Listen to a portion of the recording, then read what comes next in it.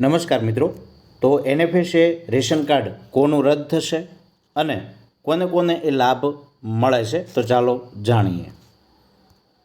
હાલમાં આપ જોતા હશો કે 55 લાખ રેશન કાર્ડ ધારકોને નોટિસ મોકલવામાં આવી છે। તો એ કોને મોકલવામાં આવી છે એ જાણીએ। તો પ્રથમ છે ઇન્કમટેક્સ ભરનારા કે જેઓ નિયમિતપણે આવકવેરો ભરે છે છતાં એ એનએફએસએ રેશન કાર્ડનો લાભ લે છે। ત્યારબાદ છે જમીનદાર કે જેમની પાસે મોટી જમીન હોય। ત્યારબાદ છે જીએસટી ભરનાર કે જેઓ જીએસટી ભરે છે। કંપનીમાં ડાયરેક્ટર હોય અને મૃત વ્યક્તિઓ કે જે લોકોનું મૃત્યુ થઈ ગયું છે છતાં તેમના નામે અનાજનો પુરવઠો ચાલુ છે। આ તમામને નોટિસ મોકલવામાં આવી છે।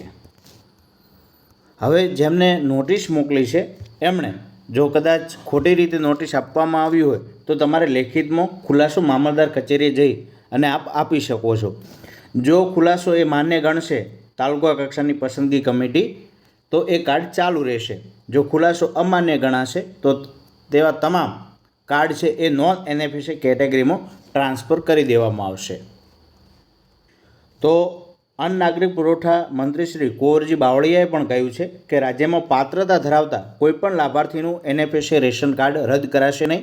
યાદીમાં સમાવિષ્ટ રેશન કાર્ડ ધારકોને તંત્ર સામેથી જાણ કરે તો મામલતદાર કચેરીથી જરૂરી પુરાવા રજૂ કરવાથી એનએફએસએ કાર્ડ ચાલુ રહેશે। હવે કોને લાભ મળી શકે એ જાણીએ। રાજ્ય સરકારે 1 એપ્રિલ 2016થી સમગ્ર રાજ્યમાં આ કાયદાનો શુભારંભ કરેલ છે। આ કાયદામાં 2 પ્રકારના લાભાર્થીઓને લાભ મળે છે।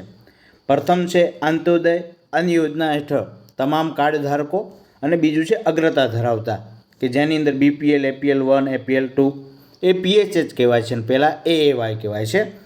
તો આગળ જોઈએ તો ગ્રામ્ય વિસ્તાર માટે જે કુટુંબની કોઈપણ સભ્ય માસિક આવક ₹15,000થી વધુ આવક ધરાવતો હોય તો એટલે કે કુટુંબની વાર્ષિક આવક 1,80,000થી વધુ હોય તો તેને અન્ન સુરક્ષા માટે બાકાત રાખવાનો રહેશે।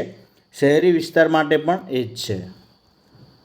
તો હવે મિત્રો આપણે આવતા વિડીયોની અંદર જોઈશું એ તમામ માહિતી કે જે બંને કાર્ડ છે અંત્યોદય અન્ન સુરક્ષા યોજના અને અગ્રતા ધરાવતા કુટુંબો એમાં કોનો સમાવેશ મળે, કોને લાભ મળી શકે।